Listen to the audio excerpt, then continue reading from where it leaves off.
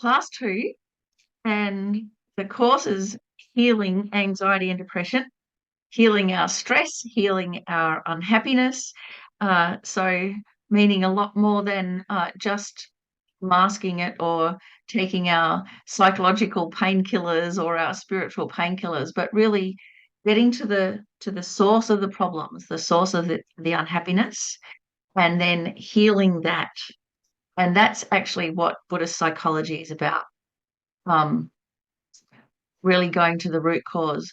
So sometimes Lama Yeshe would say you have to be really strong to do Buddhism because it is healing oneself and it takes effort. But I think as we go along, we get a real incentive because we notice a difference, and I think we can notice a difference pretty much straight away. So great thing about Buddhist psychology is that you don't have to be a Buddhist. It's universal. It's just a recognition of our universal human traits and really working with them in a very skillful and deep manner. So what we've already covered this week, I thought we'd just quickly have a look at that and then see if you have any questions that arose from the reflection sheets. So last week we looked at the nature of our mind and how our nature is fundamentally pure. Our mind is fundamentally pure. And because of this, because just like the sky is fundamentally clear, doesn't matter what toxicity or clouds or whatever are in there, we can do something about it. We can, the clouds go, they dissipate. The pollution can be removed. Same with our mind. So this is why all the work is worth it. And if we get a few clear days and how wonderful they are, we get a real kind of sense of energy to continue. When we have depression or anxiety, they're symptoms. They're not the problem. In fact, they're the messenger. They help us and they arise because they're like the pain system of our whole psyche. So they indicate something's wrong. So just trying to get rid of depression and anxiety actually is quite dangerous because what we're doing is masking the symptoms and not dealing with the cause. So how to start listening to those symptoms and working with the root cause. So last week we looked at a map of the afflictive emotions, like a most terrible family tree, where it all starts and then how it branches off in different directions. And because there are multiple causes for depression and anxiety, depending on which afflictive emotions are in play, you can't just say there's one cure. There's not just one cure for depression or one cure for anxiety or one cure for stress. It all depends on which of the afflictive emotions are most at play. So I made up some most wanted posters because these afflictive emotions are a little bit like terrorists. They're internal terrorists. And Lama Zopa Rinpoche has often said the afflictive emotions are far worse than any external terrorist. Because of the harm that they cause ourselves and others. So we went through the root cause, ignorance, ignorance or fundamental ignorance, and this manifests itself in terms of afflictive pride, which is actually what we're going to look at today. We looked at deluded doubt, who I've kind of depicted as a little bit like, instead of Mrs. Doubtfire, Mrs. Deluded Doubt, where if we are ambivalent about something and we don't address that ambivalence, it afflicts us. It becomes an obstacle to our progress. And many times we put things in the too hard basket, or we go, oh, I don't want to think about that, or we don't know how to begin to think about it. And so all that time that we're not addressing our fundamental doubts and concerns, we're not progressing. We're in fact being hampered. And associated with that wrong views, kernel wrong views, which is a pretty terrifying affliction because often our wrong views are the way that we justify things. We justify our bad behavior or we justify our life decisions just because we want to feel better about ourselves. But actually, um, we could just be covering up this huge big mess, or we hold really distorted views that harm ourselves and others. So the most coarse ones, of course, are things like racism, sexism, ageism, ableism, all of those. We know as a society how destructive they are. Nevertheless, we can there are whole sections of society that are proud of holding those wrong views, that they think they're right. And so this is where it's tricky. It's views that we have assumed and we've intellectually justified to ourselves. And we might be tempted to think, oh, well, who's to say what's right or wrong? But we just look, does it cause harm? Does it harm others? Does it harm me? And of course, one of the results of having wrong views is we're fearful of others. So, right, we're paranoid. Right there is a big harm, just even if we're just looking at for our own benefit. Wrong views is supported by closed-mindedness. And all of these really are, they're like this terrible trio that keep us imprisoned in our ignorance and then compound the matter. And that fundamental ignorance is what keeps us stuck in samsara, cyclic existence. So it all sounds really terrible and dreary, doesn't it?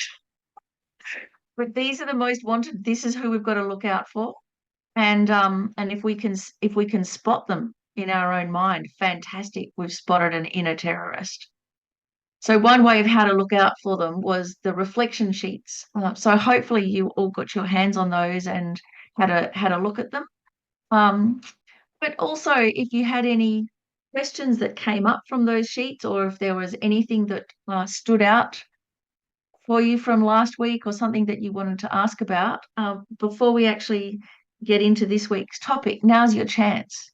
So please put your hand up, either metaphorically or actually on the Zoom if you've got your camera on, and let me know.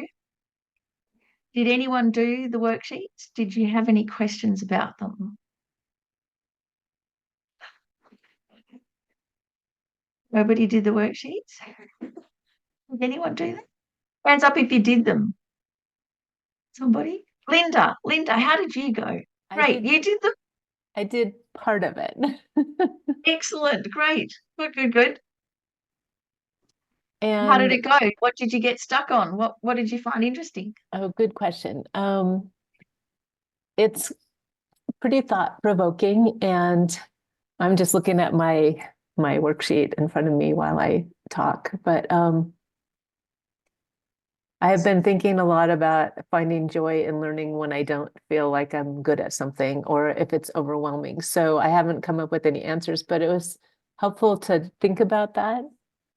Just to even recognize it as a thing, as something that happens to us. Yes. And one thing I'm really committed to is I'm in the basic program at the moment, and out of Which Leeds. Is anything but basic. Oh, right. And yeah, I struggle with, feeling like this is going to take eons, which it will, and being okay with that, or reasonably okay. I didn't know or think of asking feedback from friends or workmates. I think I would have been kind of scared to reach out out of the blue to do that. Most people are, yeah. Especially if if you have a job, most people hate that bit because that's the chance where everyone gets to offload on you. Apparently, I don't know. I've never had a proper job, so but yeah, it can be. And actually that's one of the things we'll look at today about that, why we're frightened of feedback. But I just thought, as you were saying about the basic program and how many countless eons it'll take us. I remember Venerable Gyatso, the Australian monk, who wrote The Perfect Mirror. he said, yeah, it does take three countless great eons, but we're not at the beginning of those three Hmm. eons. We're right towards the end. We're almost there. Ooh, with our precious human rebirth. That's a happy Yeah, thought. that's right. We've put all that work in already. We're not starting at year zero here. We're well along the way. So that Mm. should give you a whole lot of confidence and a boost about that. That is helpful. And partly what I have grasped onto in the past is just that it really is helping in day-to-day life here and now. So, but I haven't shifted any sort of major patterns. I'm still thinking I'm me. Aha. Well, you will today, All right, thanks. especially about this, about study. It'll be really good. Yeah. Excellent. Thank you, Linda. Who else? Who else has something to share? Wave your arm at me or raise your hand. Um, it doesn't matter if you didn't do the reflection sheet, even if you just whatever stood out to you from last time is good enough as well. It's not like we're at school and you have to hand in your homework. Uh, Uh, can you hear me? This is yes. Sally. Hi. I'm late to the party here. I did print out the worksheet, but I didn't realize there was more until I started looking it up today, but that's okay. I did a lot of just self-reflecting, and I really enjoyed looking at all the years in my past of how I've been triggered by my self-doubts, how my anxiety took place, where it took place. A lot of it happened in my early childhood, being made fun of, sarcasm. Mhm. And so then I start looking at as how I carry then fear because of that, and not trusting people because I think they're going to, wear the Mhm. faces of my family members. And Mhm. and so and then just to see where I am today, how I can accept accept life better. I still have fear. I find it more in the shadows than directly within my Yeah. outer being. And Yeah. or else I'm ignoring it. It could be. Well, yeah, but again, like what we were talking about last week with fear and anxiety, and we're going to spend a whole class on that. It is a useful thing. It's just that when it's out of proportion with reality, then it becomes afflictive. Then it becomes it doesn't help us anymore. But actually, because it's a pain system, it's helpful Mhm. to us. Yeah, I mean, one of my big things is asking for help. Oh I'm still yeah. afraid of that one, and the rejection, and I guess the ignorance comes in there as well. Yeah. Yeah, Um, we have to be smart about it because, and it's actually asking for help is one of the topics today too. So good, good. so, but I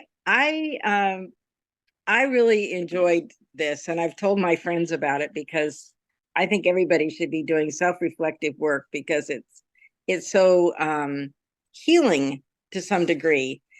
At least I get to think about it and Yeah. observe my Yeah, life in a different way. it doesn't even matter if we can do it or not. It's just the actual activity of reflection that's really good Yes. for us. Yeah. Oh, I like that you said that because Yes. yeah, that was, Yeah, yeah. um, They've done that studies was, about it, just writing a journal about anything. yeah, Your immune system, they did it with school kids, and your concentration and your immune system get better just from the act of reflection. So, really, oh, yeah, huh, yeah, it's great. So yeah, we don't have to be kind of goal oriented of like get it right. It's just the process. right. Now Peggy, you also had your hand up. We've got another couple of minutes that we can. I How uh, did you go? I did, and I like the fact what you just said about reflection. Um, okay, one of the questions that I looked at and reflected on was what kind of things am I superstitious about, and what are these feelings based on? And I'm not sure if I can exactly explain this, but um, I do a lot of my actions based on what I think the reason that I have good things happen in my life is because of what I do. But for others, as an example, but where that gets weird for me is that I end up doing things that I really don't want to do. Say it might be some volunteer work or whatever. But in my head, I sort of feel, and this is sort of a superstitious thing, and I didn't always feel this way, that I need to do it, even though I don't want to, because that's why I'm earning good. Uh-huh. Yeah. Yeah. So that it is a bit superstitious, and really superstitious in the way Lama Yeshe used it was quite deep. So on one level, it's like where we just have this kind of belief and there's no rhyme or reason or logic to it.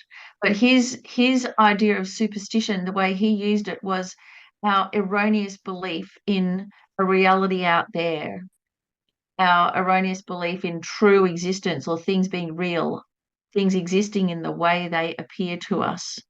Mm-hmm. And that's the fundamental superstition. And so we can kind of we can have kind of an idea, oh, okay, good things happen because I'm helping others and whatever. But then we tend towards the superstition side instead of the wisdom side. And so the superstition side kind of concretizes it. And so one of the things is that whatever good things we do, they actually become conditions for good things, good karma to ripen. So it's not a cause and effect, it's a condition for what's there to ripen. Just like if we have a virtuous state of mind, it becomes a condition for happiness to ripen. Mm-hmm. And if we're angry, there's no way happiness can ripen because the condition's wrong. So that's one thing, to recognize that, yeah, it does have an effect, but they're conditions, what we're doing. They're laying down new karmas, but they're conditions for good things to happen to us. The other thing, though, is that we don't know how to say no. And normally we say no for the wrong reason. So normally we wait until we're cross and we let the anger of resentment and being cross say no. And then that is bad. That is really, it's very destructive. Then people say, oh, you got to learn to say no. It's like, actually, you've got to be able to say no with a great big yes, where you're going, yes, I'm working for sentient beings, and to make it sustainable and keep my mind happy, I need to rest. Mm-hmm. And you don't Mm-hmm. do it with the anger energy. Yes. It's a tough one, but I'm really glad you brought that up, Peggy. Really good. Yeah. Thank you. Okay, and Jennifer, quickly, let's go before we get into today, or we'll just run over time, which is one of my trademarks. So anyway, go for it. Yeah, I was wondering if you could talk a little bit about questions 3 and 4 that seem to be about disappointment, expectations. I was wondering how that tied in with the discussion from yesterday. I mean, is it, and I'm an absolute novice when it comes to Buddhism, so bear with me. I don't know, Fantastic. what any of the principles are really. So I was wondering about, are we saying that it's wrong to have expectations? And then, in terms of a relationship changing, I'm just curious why those questions were in there. Yeah, so what they are, they're a way for us to become aware of our distorted views or our wrong views. So if we're often disappointed or our expectations are dashed, it's because we have wrong assumptions. And so normally our assumptions are everybody's going to act almost as well as a Buddha. And, when they don't, we're shocked. We know everybody's not a Buddha. We know everybody's not perfect. But when people prove that to us, we're still surprised. So we have these expectations that people will be in charge of their own mind and won't be overwhelmed by their delusions. And then when they are, then we get shocked.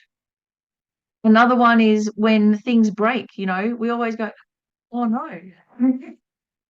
Whereas actually, every single thing we have is going to break. That's its only possible endpoint. Okay, And kind of expecting imperfection. Yeah, that's right. So we can expect perfection and we can expect lasting peace, but we've got to look for it in the right place. And ordinary conventional life, which is very unstable, is not the right place to look for it. So it's not that you give up your expectations of happiness or peace of mind or good relationships, but you've got to shift where to look for that. Okay, And thank that's what this course is about. So you really brought up something quite profound there, Jennifer. And that's, I mean, it's a very big thing to start tackling. And that's why I just put a couple of little questions in there just to tease your mind a bit. Yeah, thank you. Okay, so I'm so glad that you all had the courage to share. That's really excellent. Let's just take a couple of moments now to set our motivation. So now, we've brought up some topics and we've got our kind of most pertinent or current issues going on in our mind, and that is a good place to start. And then we expand it out a little bit and think of everybody that we spend our life with, those we're responsible for, our family, those we work with, those our neighbours, workmates, our community, and think, wouldn't it be great if we could benefit everybody and not harm them? If our very existence was a benefit for all of them. And then we can expand it out even further and think, well, here we are, a human being, having met the Buddha Dharma. It's a miracle. As Rinpoche says, it seems impossible, yet it happened. We're in the most perfect opportunity to be able to benefit people in the most perfect way by working on our mind, becoming liberated, and becoming a Buddha, becoming enlightened. And then we'll be able to help everyone, absolutely everybody. And now's our opportunity to get started on that. So drawing this line of connection from the immediate now all the way to this really big picture, how incredible it would be to be able to perfectly help everybody. Have that as our motivation.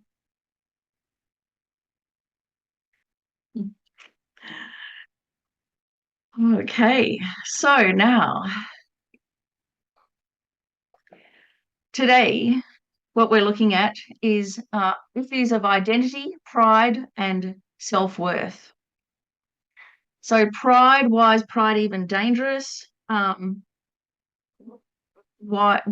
How does it harm us? Why is it a bad thing? Like if someone says pride's no good, then I'm like, convince me. There are 7 main negative prides or afflictive prides. So I put the poor old 7 dwarves here because they all had their various names, Dopey and Sleepy and whatever, Mr. Distraction. I don't know what their names were, but it's a fun way to be able to remember these prides.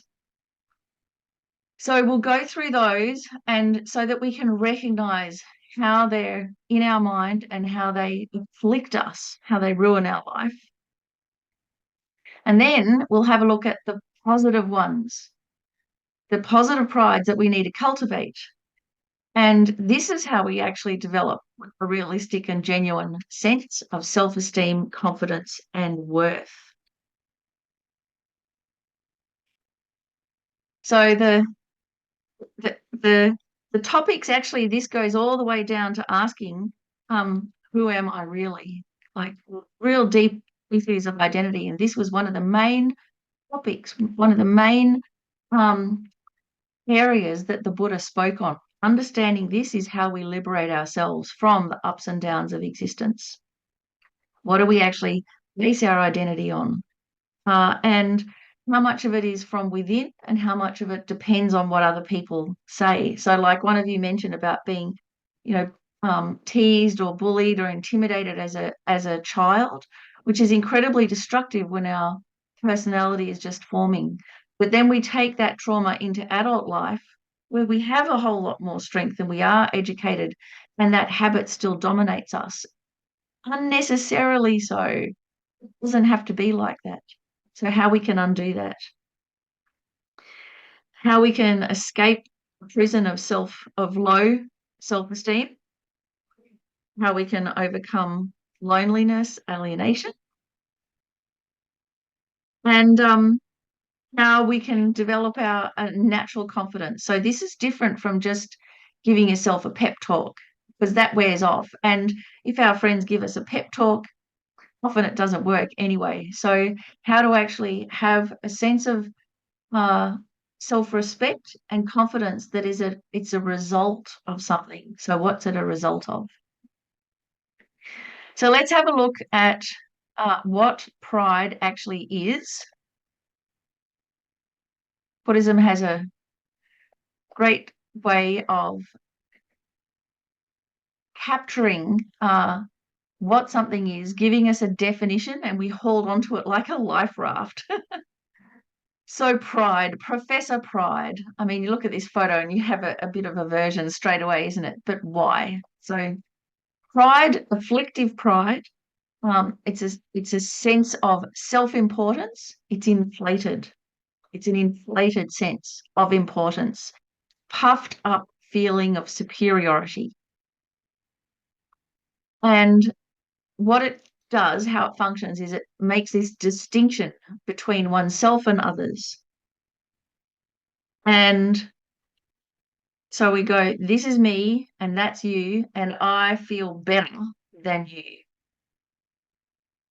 And so we find we actually look for the distinction between oneself and others. And there's a terrible payoff for this, of course, because the moment we find something that distinguishes me as being better than you, now, that very moment, you feel incredibly lonely because you've put this barrier, you've othered others, and now there's a barrier. So now you're better, but you're lonely. This afflictive pride arises from the fundamental ignorance, the distorted view of self. So it arises from a mistaken mind. And because we don't understand our nature or the nature of the self, we think the self is this concrete, real, thing somewhere inside there, whereas actually it's really quite different. The self is actually more of a process of relationships with others. So because we have this really distorted idea of who we are, and because it's a mistake, it's like shifting sands. We grasp onto it and it just disappears. We have to keep on grasping onto it. And so we have to keep on making people respect us, and we have to keep on getting assurances from people that they see us how we want them to. And when they don't, our sense of worth crumbles. So we have this compulsion to look for external sources of validation. We compare ourselves to others in all sorts of ways. We look for the external sources of validation. And of course, that needs to be continuously maintained. So it's exhausting. And all the way along, we become more and more alienated. So mainly, it's this inflated self-opinion. And it's different from actually just recognizing you have a good quality. It's this inflation. So what that means is it's out of step with reality. So of the 7 prides, there are 3 main ones, that the social prides, and they're really obviously destructive. And they manifest in our life all the time right now. They cause a huge amount of havoc. So we've got feeling superior to our inferiors, vanity, feeling superior to our equals, a sense of self-importance, and feeling superior to our superiors, arrogance. And I've depicted these as a range of living abodes, places to live. So if we see someone living in a cardboard box, someone who's clearly has an inferior living situation, We feel better than them. We feel superior to them. So they have a lower social standing. And so then we feel they're lowly people. And therefore, we feel we're a better person. So we feel kind of uplifted because we have better skills than others, or more wealth than others, or we have somewhere to live where someone else doesn't. So we confuse the lack of, say, a house to live, the lack of economic productivity with the worth of a being, of a living being. And we get this so confused that we even don't like calling someone an inferior, because in our mind we're hearing inferior person. But actually, there's heaps of people that are inferiors. So, for example, I can tell you right now, I am all of your inferior in one way you may not be aware of. But I'm definitely and guaranteed you're inferior when it comes to cooking, because I am a bad cook.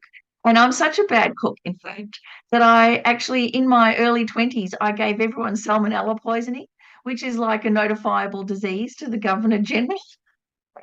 After that, no one let me cook anymore.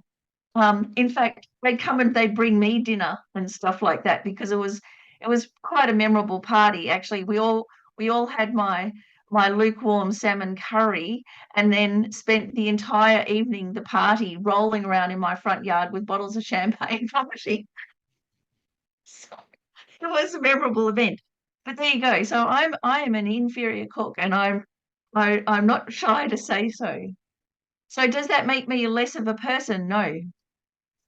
But we are so habitually conflate those two things. To continue the cooking example, is if there's anyone here who's ever worked as a kitchen hand, you have this incredible hierarchy in the kitchen of a restaurant, and the kitchen hand is the lowest job, and the chef is the top job. And so what happens is the kitchen hand is treated like a subhuman, like they don't matter, and mistreated. And the chef, because they have the top job, they think they're the best person. So the status of what you do gets conflated with the status of you as a human being. And so, you know, the if you've worked in a dysfunctional kitchen like that, it's really terrible, but it doesn't have to be that way, because a chef actually can just recognize, I'm a superior chef, not a superior person. And in fact, help to raise up all the kitchen hands to become chefs as well. It does happen. But it's a really classic example, that one, of status being fused with the worth of a human being.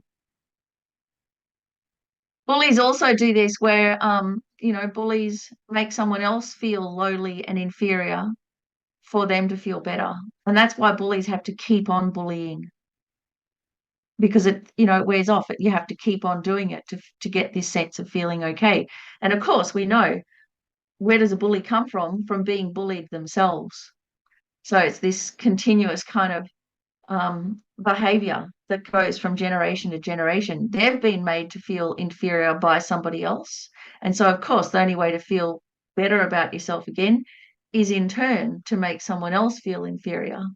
So if you've ever been bullied, like, now is a chance to look and recognize that bully felt terrible. That's why they were doing it. From the inside, they actually feel the victim. And I've heard actual bullies say this. There's a shock jock in Australia, on Australian talkback radio, who is an incredible bully. He's even been taken to court for various things. And he's actually said that he feels victimized by women. And I'm like, at first I was like, horrors, what? But then I thought, oh, of course, he genuinely feels that. He's like, white, right, and male, and yet he feels like a victim.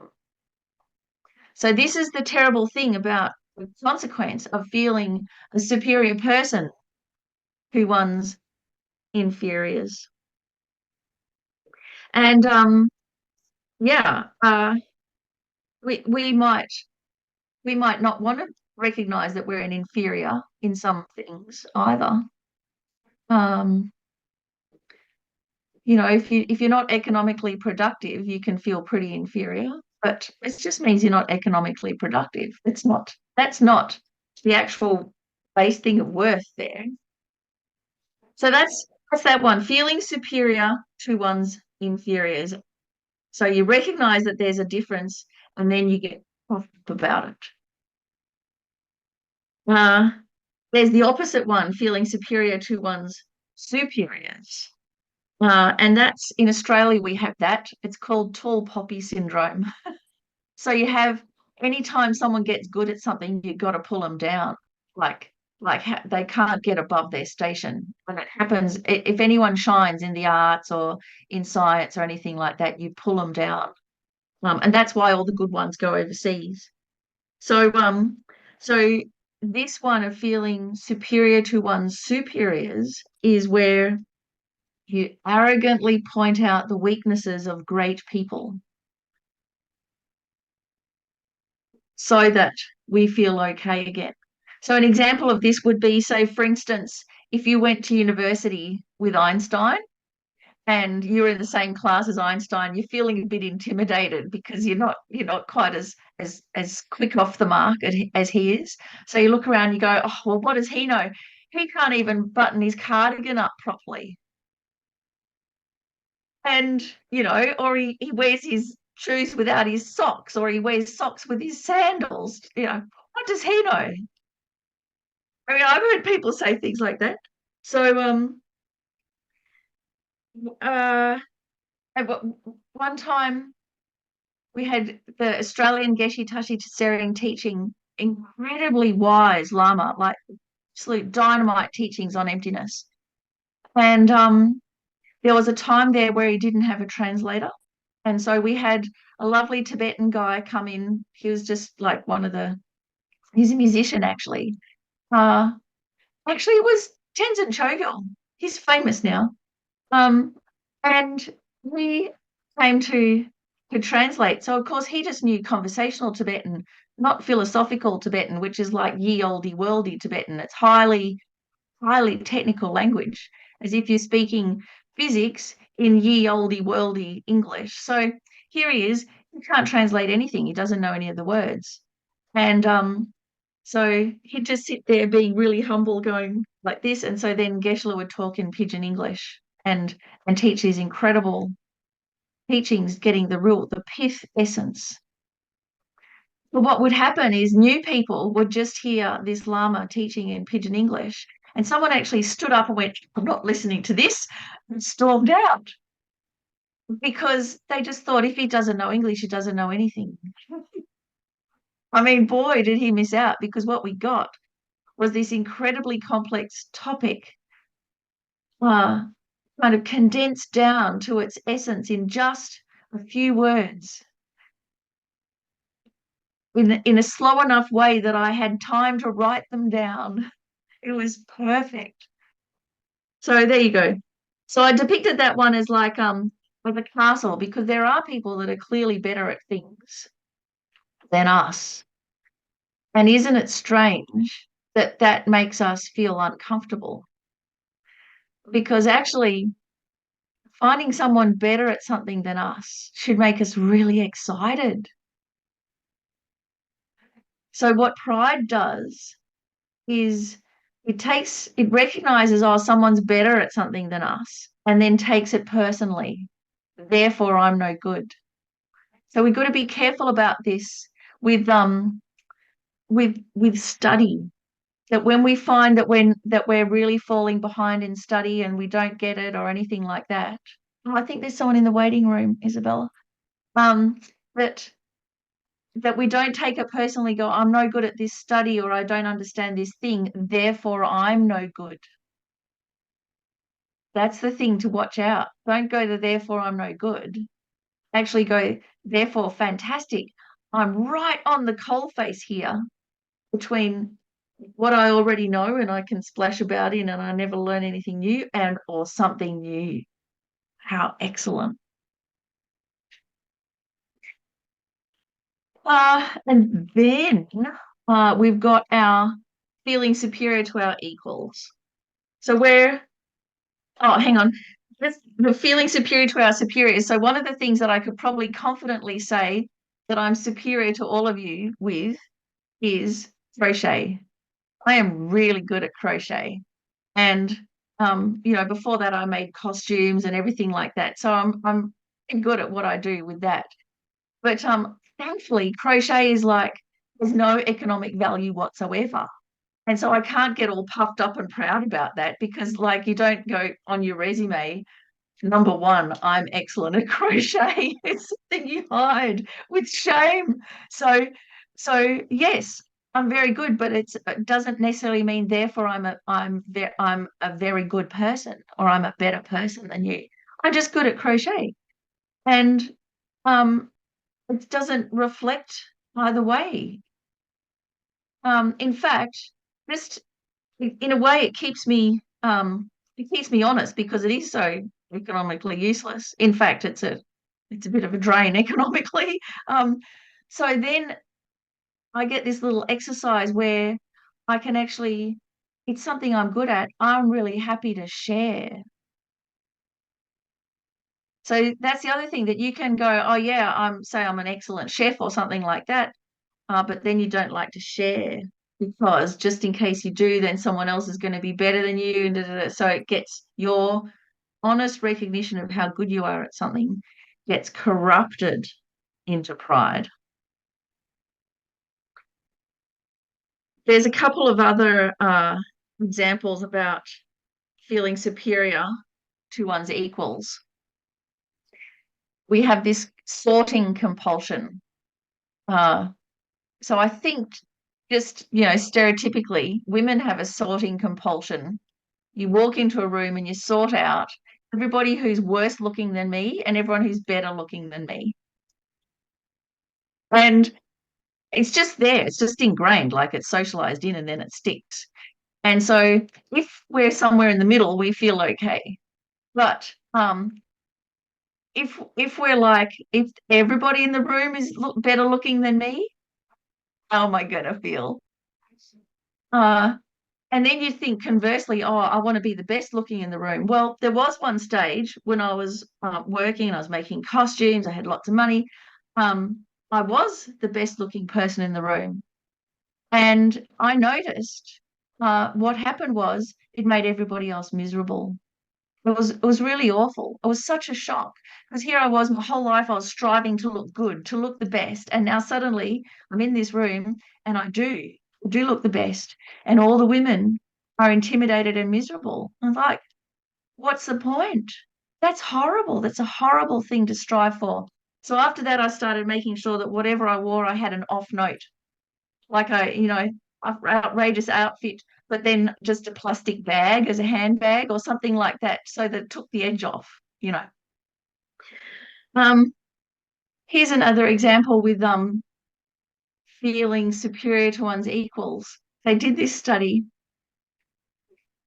So some of you probably drive, right? Drive a car or something. So they did a study of drivers and they asked you to rate your driving. Like, are you a bad driver, an average driver, or a above average driver? So in your mind, you probably know where you put yourself there.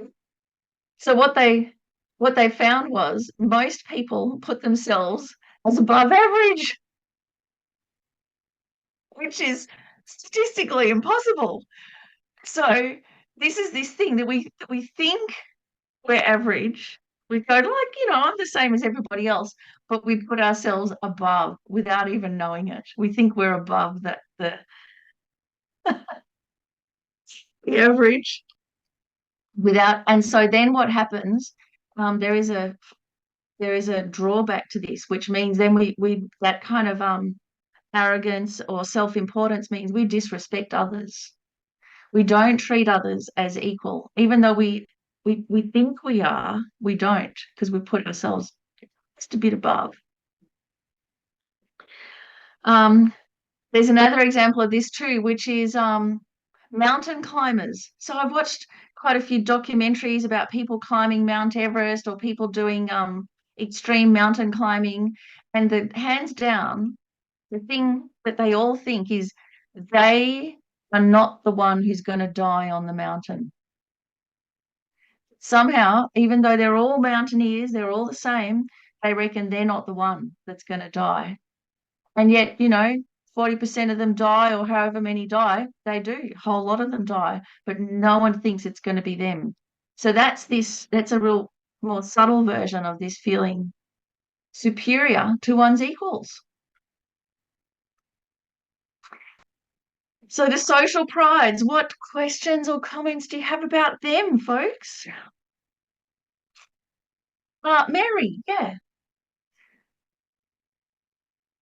Hi there. I'm sorry I was late and I missed last week, so I'm just trying to catch up.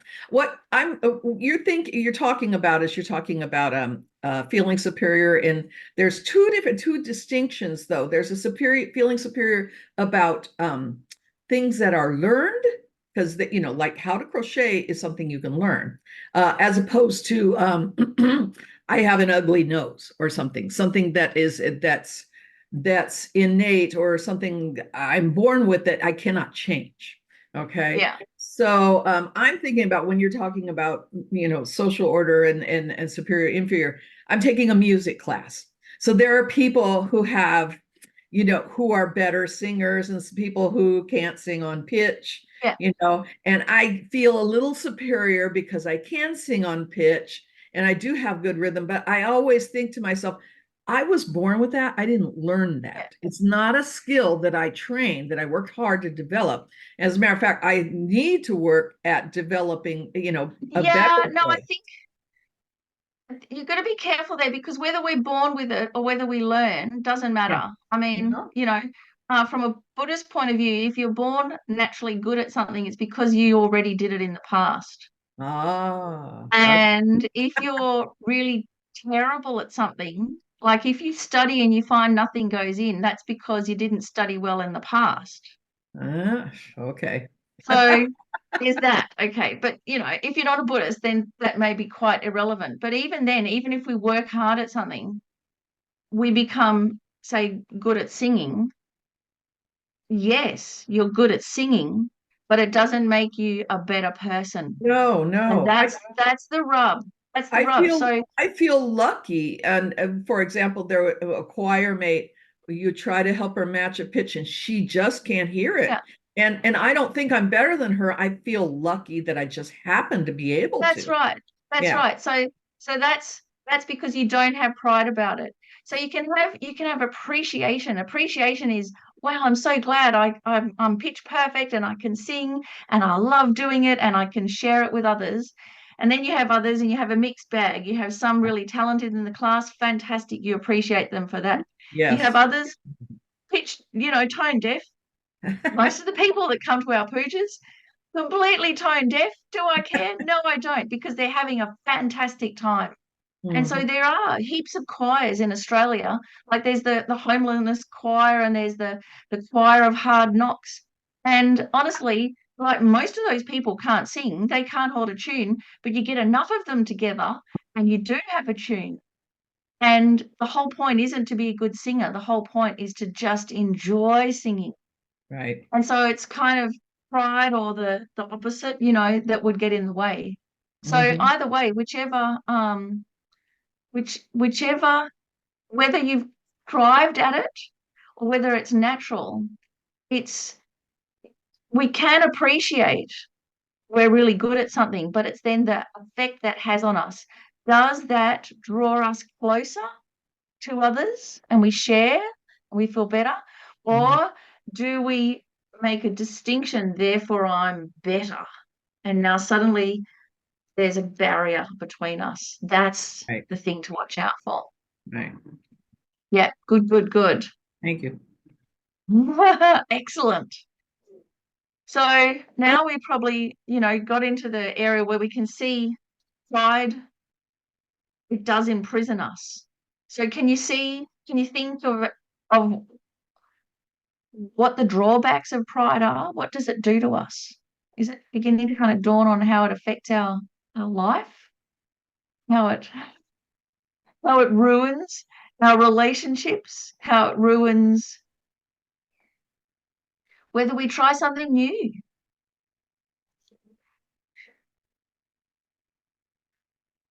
So here we are. Next slide. How pride imprisons us. A painting by George. So one of the scariest things about pride is when we have it, we don't know we have it. And this is the one that really worries me because, when I first started learning about all of this, I thought, oh, pride, that'll be an easy one because I'm not up myself. And I'm a little bit up myself, but actually when we go through all these prides, I've got all 7. It's like, and that's why I feel shy or intimidated or lonely. That's like the symptom of having a pride. And so it was pretty devastating to find that I had pride, but I'd much rather know that I've got it and be able to deconstruct it than be afflicted. Because we look at powerful, rich people in the world now, and they have pride, and they don't know how it is imprisoning them. They don't know what it's doing to them. I don't even have to name any names, do I? The result of having pride means no one has a chance to support us. So from our side, we feel alone. We're even too scared to ask for help because what if they say no? But what's happened is we've made ourselves so distinct from others that there's no way in for them to help us. So many people want to help us, but they just can't because we're too prickly or we take things too personally. We don't know how to ask for help. We think if we ask for help, we're a failure. All this stuff. I mean, it's so habitual. When we have pride, because we think we're better or we know, because we feel we are superior to other people and therefore they have nothing to show us and nothing to teach us, it stops us learning and growing. Whereas actually, once you get to know somebody, you find all these things that they are brilliant at, that they know about, that they have life experience, that I don't know anything. They have so much to share, everybody. If we have pride, we just miss out on all of that. And if we're too proud to ask for help or to admit we've made a mistake, then what happens? We just leave that thing alone and we never do it again, or we try and cover it up. And so now there's a whole area where we're not going to go, which is also a real shame, isn't it? So for instance, if you went to a singing class and you can't hold a note and someone belittles you about it, you take it personally, I can't sing, therefore I'm not a good human being, then you never go back to singing class again. Such a tragedy. Whereas if you just think, oh well, I'm a loser anyway, I'm going to go to the choir of hard knocks and just sing my heart out because it's fun and no one cares whether I can sing or not, and then you go and you have a fantastic time. Or you can come to Puja at Langri Tangpa Centre and no one cares whether you can sing or not and have a fantastic time. Buddhists, they're not listening to your voice, they're listening to your heart. Pride also needs constant maintenance. So, there's a few politicians I can think of that they consistently need to put people down so that they feel powerful. It's not like it's a one thing and it's done. And as we distinguish ourselves from others, I am other than you, loneliness, alienation. And what happens, what we end up doing is we disrespect others. We treat others appallingly badly because we don't see any value or worth in them. We're quite haughty. And so you might even we see that this is a double standard with people that have positions of care, duty of care to people, teachers and doctors, and usually the ones that have a bit of power, and they just can quite easily misuse that power and really mistreat everybody below them. And it's because they've conflated the fact that they have power with that they're a better class of human being. And so without even knowing it, like Mr. Professor Pride there, without even knowing it, they disrespect or they're haughty. So, I mean, I've had doctors like that where I've asked a question, they've literally said, don't worry your little head about that. First time it happened, I was really upset. Second time it happened, I'm like, no, I'm out of here. So the thing that happens though with the alienation and loneliness is that if we distinguish ourselves by our trauma or our suffering, something happened to us in the past and it was really big, and then the way that we relate with that gets corrupted and we start feeling that's our distinguishing feature. That's what makes me important as opposed to other people. And so then we start identifying with our trauma and our whole sense of worth is bound up with that. And if I don't have that big, huge story or trauma or suffering, then I'm nobody. This is what makes me special. And that's a terrible thing, because then you grasp onto your trauma and you can never let it go. But the thing is, that's not what makes us special. And we all have suffering. So trying to think I'm more important because of the terrible things that have happened to me or the suffering that I have, that's why I'm important.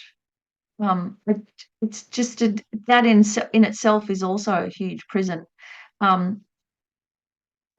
Recognizing that our suffering, we all suffer. Suffering is suffering wherever it is. It doesn't make us less than others. Actually, it's what connects us with others.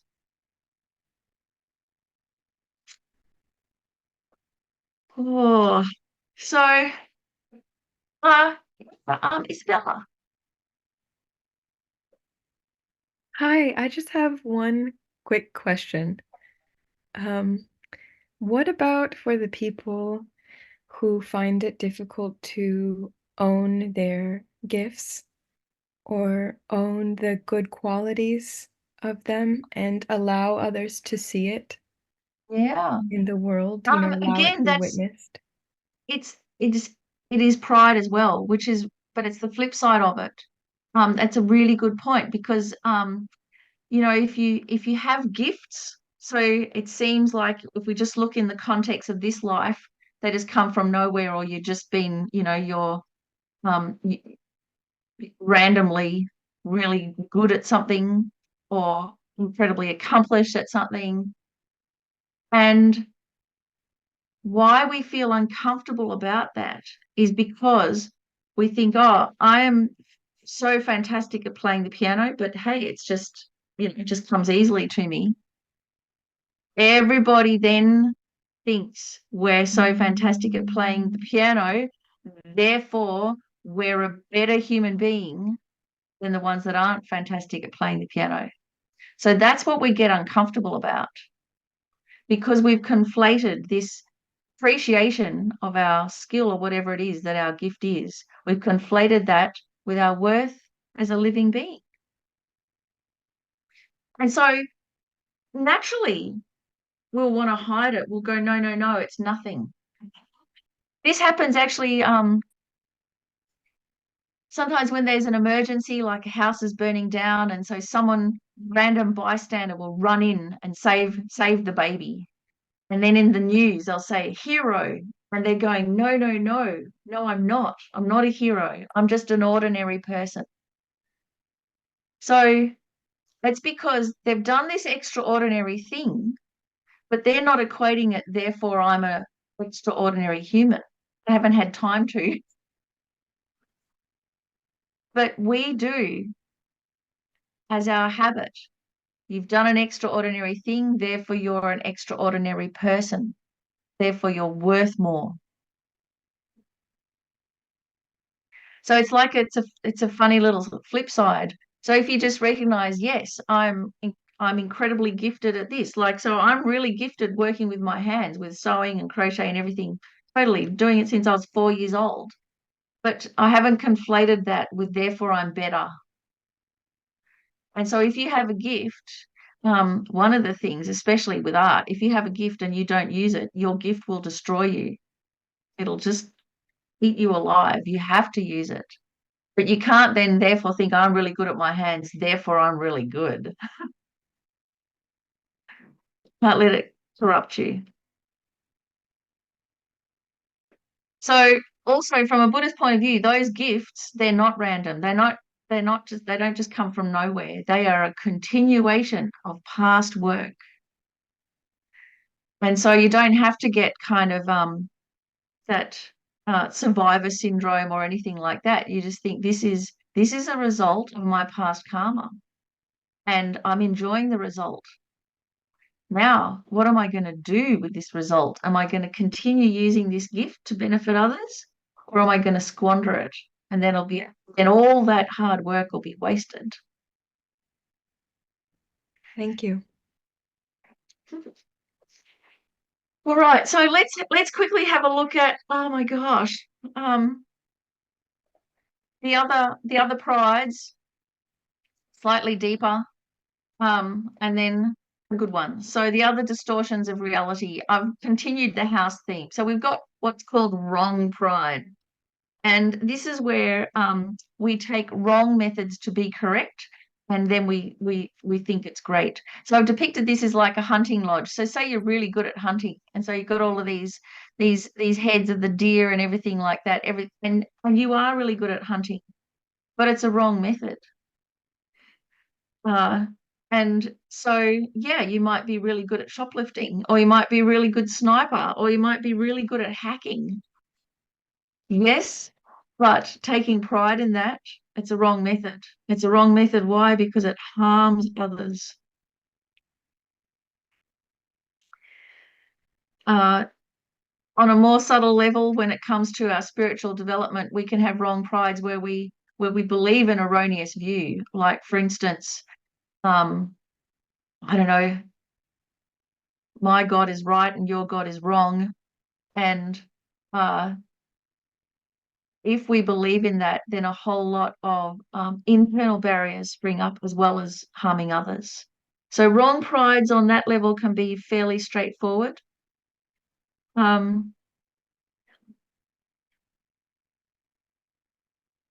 There's pretentiousness. So here's a dollhouse. So we think we have a house, but actually it's just a doll's house. So pretentiousness is where we think we have qualities, but we don't. On a funny level, if you've ever been to an art gallery open, you would have come across someone with pretentiousness pontificating about the paintings, about the art, blah, blah, blah, dropping all the big, long words. And it's pretentiousness. Why? Because everybody who gets sucked in starts feeling intimidated. And everybody who's in the know just laughs, just bursts out laughing. They got it wrong anyway. So pretentiousness, we can spot it. We probably do it ourselves when we try and impress somebody. It's like walking a tightrope, isn't it? Especially if we don't know our stuff. But where pretentiousness is dangerous is if we think we have qualities that we don't have. Like, for instance, if we're giving our friends advice and we have a good sentiment in our heart, we want to help them, but it's crap advice. It's bad advice. So often the advice that we give, it's just to make someone feel better in the moment. Look after number one, look after yourself, stand up for yourself. just say no, all of these things, which all sound nice and it might make them feel happy at the time, but it could be really bad advice. It could actually be going against everything that's good and cultivated in them and not helpful. So this is the pretentiousness about our spiritual journey. That's the one to look out for. And there's a lot of self-help gurus out there, and we hear all the scandals where they're not necessarily malicious people, but they just think that their little acronym that they've developed is going to, save everybody and make them a lot of money. And so they say they have all of these qualities. Everybody goes along to their weekend. A couple of people die. They get taken to court. And it's pretentiousness. It's just thinking it's overestimating yourself, thinking you've got qualities you don't have. And when it comes to the area of being a guru or a quack doctor, then it's dangerous. It doesn't even have to be malicious. It's just dangerous. There's false humility, upside down pride. This one's a tricky one. So it's like here I've depicted as like a signal box. It's just a tiny house, but it's a tiny house that's all inflated. It's up the top. And this is where we have like a victim mentality becomes our sense of importance, where I'm so troubled. My depression or anxiety is so bad, or my confusion about the Dharma is just so big, I'll never be able to do it. And that's what distinguishes us or makes us special. It's just as much a trap. And why is it a trap? Because it's inflated. But it's just upside down inflation. It's a real trap, especially because, in Dharma centers, people come along and because something's gone wrong, because of suffering, and there's this real grasping at our trauma for our sense of worth. And if we let go of our trauma, who am I? Nobody. That's a mistake. So we can have courage. The last one, egocentricity. So that one's really deep. And I've depicted this as a hotel because actually, the body that we're in, our body and mind combination that we label self on, it's like a hotel. We're in this body, it's just borrowed. It's just borrowed aggregates, it's borrowed atoms from the universe, from time, from our parents. We're there for a short time and then we move on. So egocentricity is at its most subtle level is that fundamental ignorance that we have. We think there is a me in there, and then we have to defend it and make sure everyone treats us how we deserve and sees us how we want. It's a complete mistake. Actually, who this me is a process. And it's a process of how we relate to ourselves and how we relate with others. Because as we know, on a conventional level, we are nothing without the reflection of others. We're nothing without interrelating with others. Who we are depends on others. And on that conventional level it is. But then we take it a step further and we think, therefore, that's the real me in there. So I have a little something from Venerable Gyatso to read about this, who the real me is, and pride. It just got such a nice turn of phrase. So here's the Australian monk, Thupten Gyatso, Adrian Feldman, before that. So in my younger days, while I was at an emotional low point, I had a flash of insight and declared that pride was my greatest enemy. I recognized that my unhappiness was connected to an overwhelming self-consciousness about the way I perceived myself and the way I wanted to be perceived by others. There was no space for spontaneity in my relationships. My words and actions had the calculated element of trying to be cool. I desperately wanted the real me to break out of its cocoon, the real me. But I was too afraid to admit failure or weakness, and too proud to remain with women who did not measure up to my expectations. There was conflict between my desire for people to know and love the qualities of the real me, and my fear that people would discover the weaknesses of the real me. The resulting loneliness was difficult to bear. Looking back at those times of angst, how I wish somebody had told me there were no real good qualities, no real weaknesses, and no real me.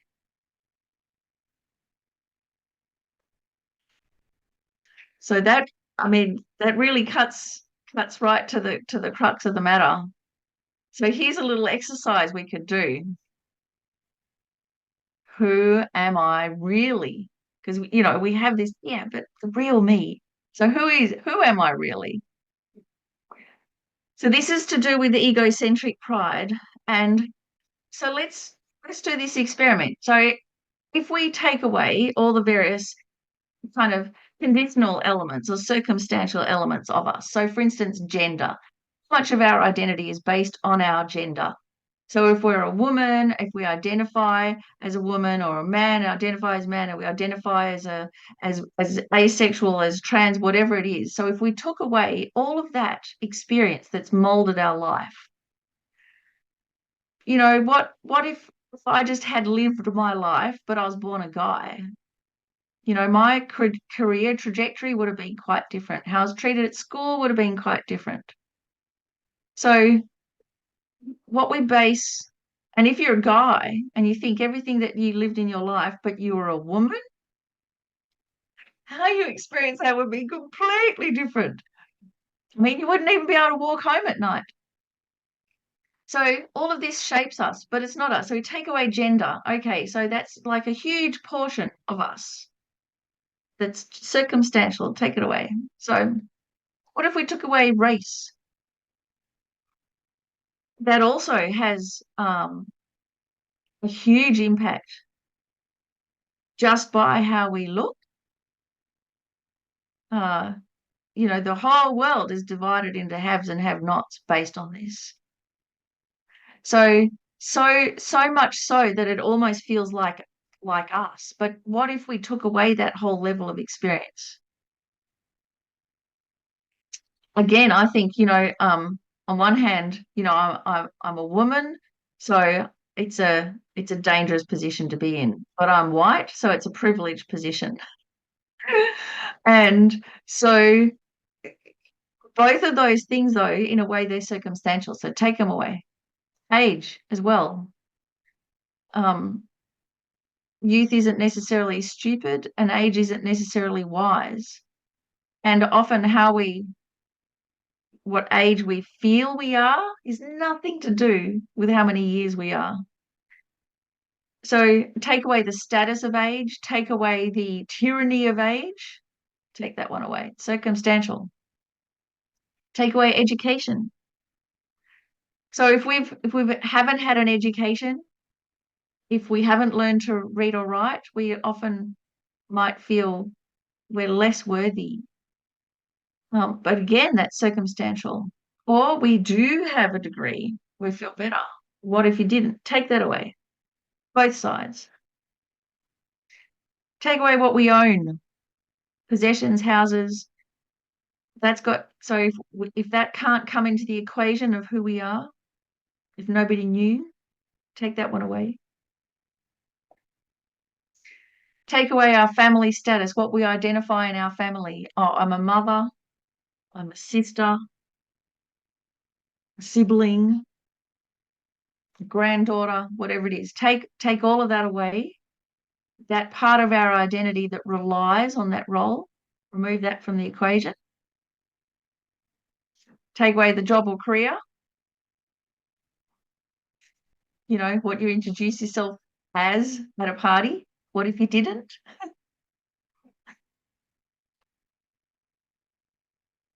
What are we left with? What are we left with?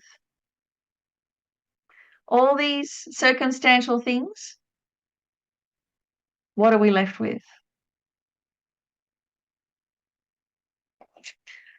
So this isn't just a rhetorical question. What do you reckon? What's left?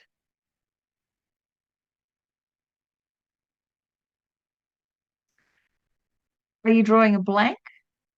Your Who's values. got, yeah, Linda, what's left?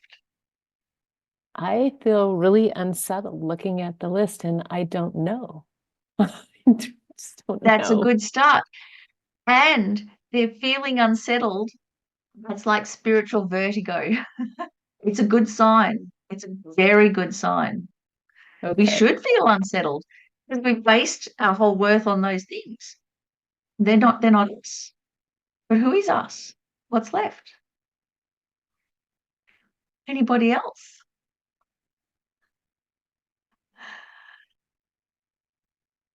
Yeah, Peggy. Well, I actually heard Damien say it. I don't know if he wants to repeat it, but I think he said values. Didn't you? Values. Values.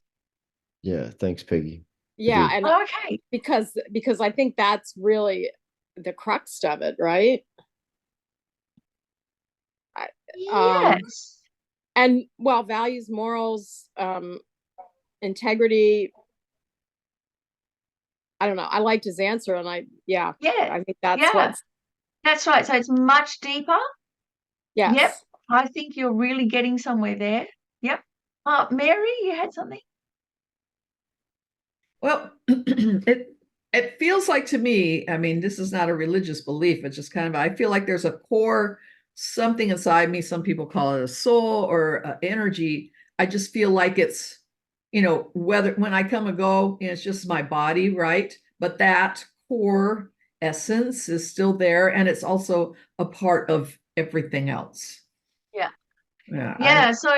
I don't know who I we're am other than that. Yeah. we're getting really deep in there. And this is where Buddhist philosophy to liberate us from samsara comes in, because we have this feeling of this core self, and we can go one or two ways here. One, we can reify it and go, this is me separate from you, and that way lies disaster.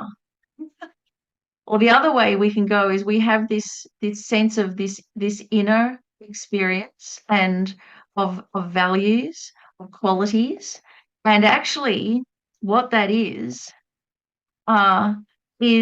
what we have in common with others. It's what draws us closer to others. So all of those other things like gender and age and education, it's all things where we're different and we get our sense of worth from the difference. But actually what we're beginning to feel now is, well, who am I really? Actually, this experiencer with qualities, and the nature of that, it's not solid. It's in relation to others. It's not a separate essence. And so this is where we can develop positive pride. So there are 4 of them. And one of them is, as His Holiness the Dalai Lama says, your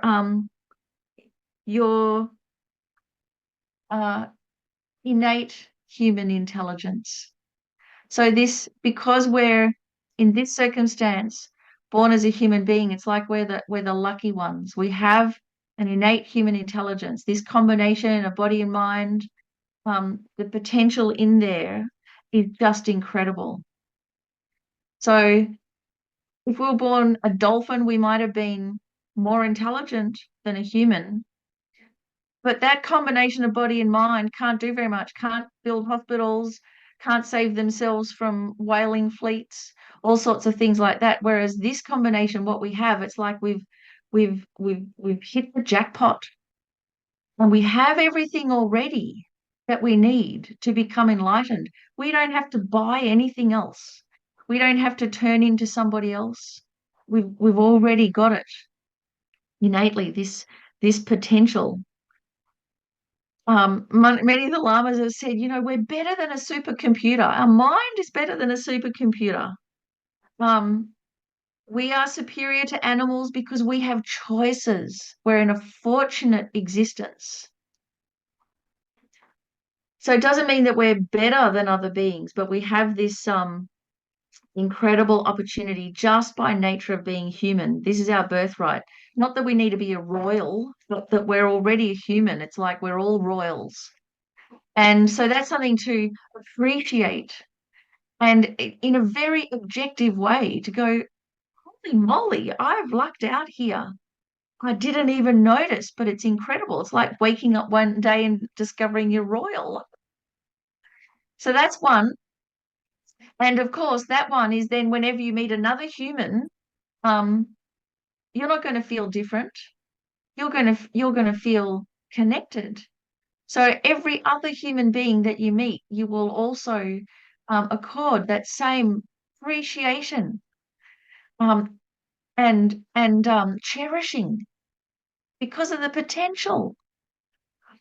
So this in itself would just bring about world peace if we just recognized our potential, the potential in everyone. Recognizing also our fundamental purity. So this goes to the nature of our very subtle mind. And so if you really want to grasp on an essence or a something in here, this is the only one that it's safe to grasp on. It's probably not good to grasp on it, but to recognize that the purity of your mind, the nature of your mind, is the same as the nature of the Buddha's. The nature of the Buddha's mind is no different from yours. Fundamentally pure, fundamentally clear. So recognizing that, our fundamental purity, which means we can develop, we can remove all of those afflictions, the imprisoning prides, that also draws us closer to others. It doesn't make us more separate. If we really understood our fundamental purity, we'd have courage. I remember seeing this thing probably one of the last times I was on Facebook, where someone just asked, what would you do if you knew you couldn't fail? It's such a good question. What would you do if you knew you couldn't fail? So immediately I knew the answer. And then I thought, well, gee whiz, why aren't I aiming at that? And it's because somewhere habitually I think it's not possible. And why? Because I don't appreciate my nature. Really understand it. Why it is possible to become enlightened, to become free. So remember, like on that first class where we talked about our mind is like the infinitely clear sky, infinite unobstructed space. And all of these afflictive emotions are like the weather systems afflicting it. They're just low down. They're very immediate, but they're not part of the sky. They don't break the sky. They can be removed. If we really understood that, we'd have courage. The other thing, the two others. So the other one is appreciating our positive actions. So this kind of comes to what you were mentioning, that living by our values, actually putting our money where our mouth is, having a pride, like professional pride in your professional conduct. So if you work with others, like if you work in childcare, if you work in hospitals, anywhere where you work with a multitude of living beings and you have a duty of care to them, people expect you to be professional. So what does that mean? They expect you to help them all equally. Now, that can be really hard, but if you do that, that's something to be really proud about.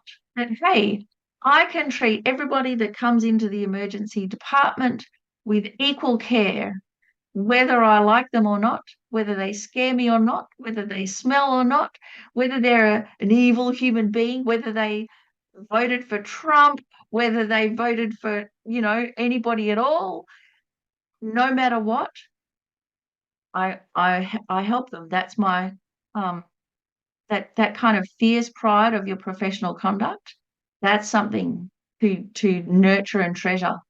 And I remember reading something about about America in the deep South, where there was some, you know, thing happening with the Ku Klux Klan, and there was a bit of a some violence and aggression, and a few people went to hospital. So a couple of black people ended up in hospital, but also a Ku Klux Klan guy. So he was wheeled into the hospital still wearing his white hat. And of course, most of the nurses and the orderlies in the hospital are all black. And they looked after him the same as anybody else. They took his white hat off and his robes and everything, and there it is, real deep pride, professional conduct. Under the skin, we all bleed, and there it is.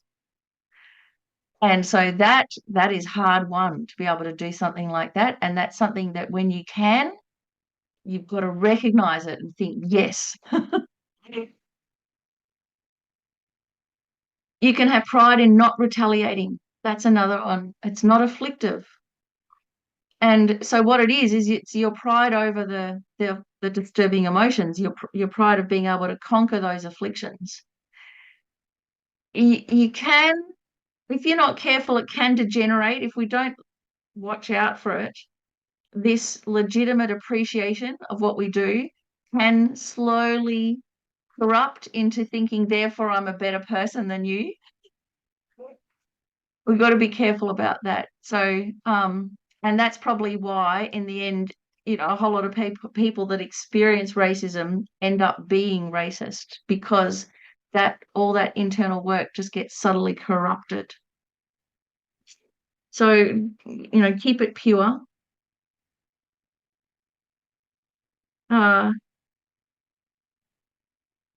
What else? Oh, yeah. So I've got time for another story. So, you know, I've had pink hair for a long time now, and over the years, it's elicited different responses. So when I was younger, it just elicited incredible aggression. I have things thrown at me from cars. Cars would turn around and come back, and the guys would yell at me and whatever. And I'd hit an head like Coke can and like all this. So I got quite used to it, and I mean, the whole reason I started dressing outlandishly was because I didn't dress outlandishly, and for some reason people just thought I was outlandish. So I just thought, well, I'll show you alternative, and so I went to town, and so the response to my appearance made me work with, well, then how do I value myself? So just because other people are aggressive, what does that say about me? Do I take that as my worth or my value? So it was a hard thing to work with. But then as I started getting older, I probably stopped intimidating people, intimidating young men. And as you get older as a woman, you start becoming invisible, or, you know, not important. And so then what started happening is people started reacting to me warmly. Like, oh, here's this cute old lady with bright hair. And so then what started happening was middle-aged women or women with their kids would come up to me and go, oh, you know, I just want to say I really like the way that you look. Or the mother's kid would go, oh, mommy, you know, lady with pink hair. And so then I started working with that. I thought, okay, this is like a teachable moment. And it took me ages to try and figure out, because what do you do when someone gives you a compliment? Nobody knows how to react to a compliment, do we? We just brush it off. It's so rude. Or we go, yeah, I know. So anyway, I had a lot of trial and error with this, which is great because everyone's always commenting on my hair. So what I came up with, it's a teachable moment. So the kid and the mum are walking along. The kid goes, she's pink hair, and the mum's kind of a bit sheepish, like, oh, sorry. And then I'll say to the kid, because usually a girl, I say, if you do really good at school, you can grow up and have pink hair too. And then the kid's like, oh, and the mother's, thank you. So, you know, anyway, I started working with it, but like none of that was I didn't take any of this kind of personally as a reflection on me. Then, of course, in Buddhist circles, if I go to a Buddhist retreat, everyone just thinks I'm like the crazy crochet lady. And so I remember some of the monks came up to me and said, oh, you know, if you pray really good to Tara, you could in Tara's Pure Land, they have really nice dresses there too. And I'm like, no, mate, I'm not going to Tara's Pure Land for dresses. I'm going to be Tara. And so there's all these assumptions that come. So it's in a way, it's how I gauge what level of kind of projections people have on me, because it's really easy. It's a really easy thing for me to gauge now. So I'm like, my pink hair is like an exam to everybody. What are your assumptions and projections? So anyway, that's just a little sideline. And then one time when I was doing Yungnays, so it's fasting retreat and you take precepts, so no makeup and no re-dyeing your hair. And so after a while, and washing everything all the time, all of my pink washed out. So I'm kind of like this natural grey. And then at the end of the retreat, you all take a group photo. We've just done 16 days of this fasting retreat leading up to Buddha's birthday, and here's the group photo. And so then I got this really concerned email. This lady said, "Oh, Miffi, I'm so disappointed. You stopped dyeing your hair pink." Well, I'm not going to dye it while I'm doing precepts. But then I thought, okay, now I'm obligated to have pink hair. So I'm going to like pink hair till I've got the nun's hairdo, the best hairdo in the world. So all of that, luckily, because it's a changeable thing, it's a way that I've been able to work on my identity, my appearance, who am I really? And then every now and again I'll have a makeup-free day just to test how I'm going. And that's really interesting, because on my makeup-free day, so I've got like eyebrows and eyelashes at the moment, but when I don't, I kind of look a bit squinty and tired. And so people will say, "Oh, are you all right?" Oh, I'm fine. It's just a makeup-free day.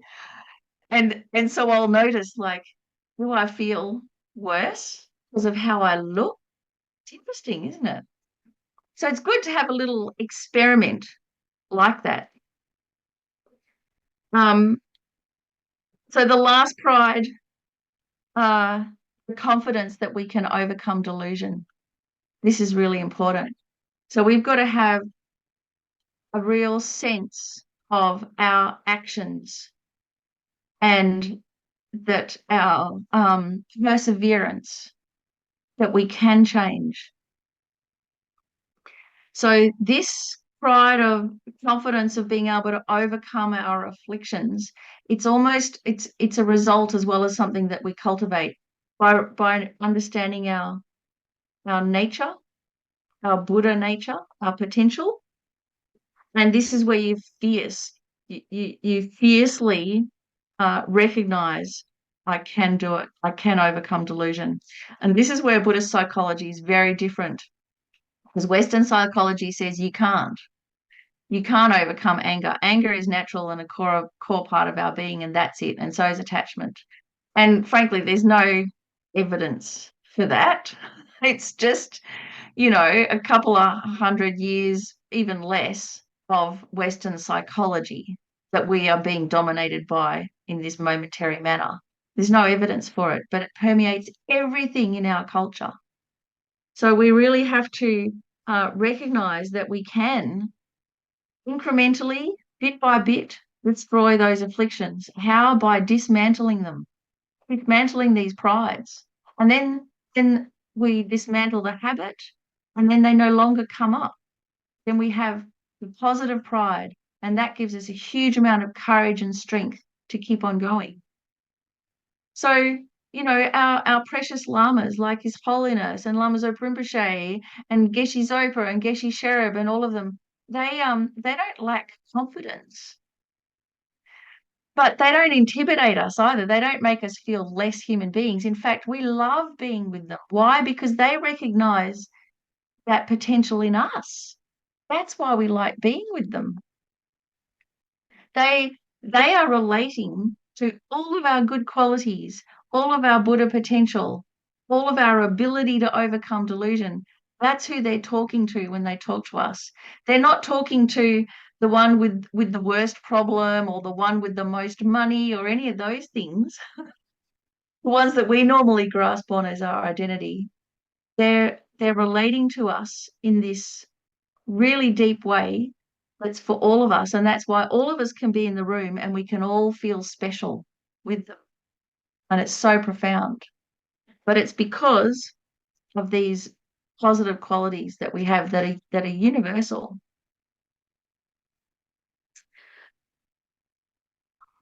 Right. Okay, I've only got a little bit over. Any last questions before I do the summary and we dedicate?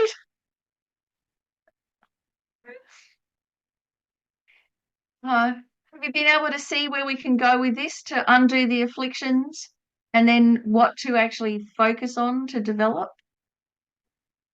Anything that's unclear?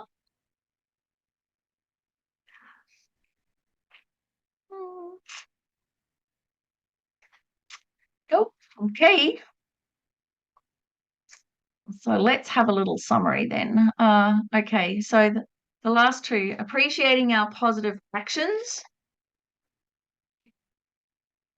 And that's like our actions are what reflect our values. So when you said, who am I? Well, my values.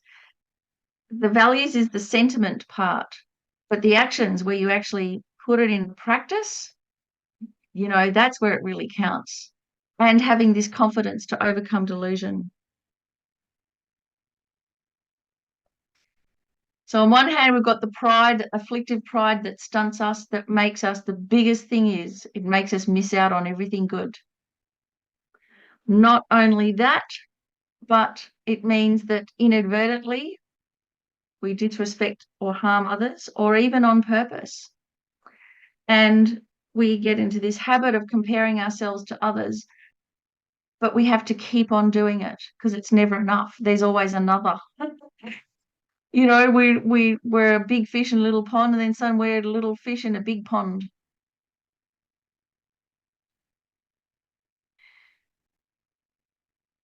On the other hand, so self-esteem or self-respect, that comes from within. So no one can tell us to have some respect or give us that pep talk. We have to really recognize what's within. And those qualities that are within is what we share with others. So we all have that Buddha potential, all of us, which means all of us are special. And that is where we can get our sense of worth and respect from. Anywhere else, and it'll just imprison us. And we know we've got it right. Whichever feeling we have, we can tell. The litmus test, we can tell. With this feeling, do I feel closer to others, united, affectionate, or do I feel separate from others? That's how we can tell if it's afflictive or not. Really simple.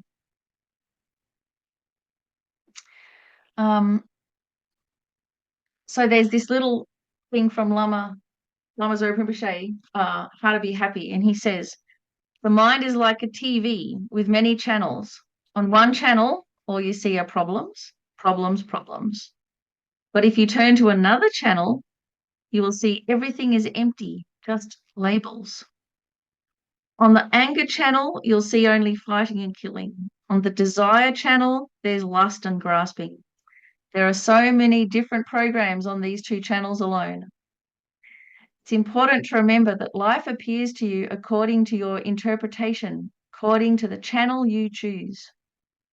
There's one channel where everything looks hopeless, but if you change the channel, you can see everything as pure. Yourself as a Buddha, the whole world as a mandala. Everything, harmony or disharmony, a life full of problems or a life full of happiness, and even hell or enlightenment, has to do with the mind channel you choose. So we can choose a realistic one. And partly why I read that was because here comes the TV homework. So we've got the The self-reflection sheets. So there's the worksheet on pride and self-esteem. So it's 2 pages, 2 sides.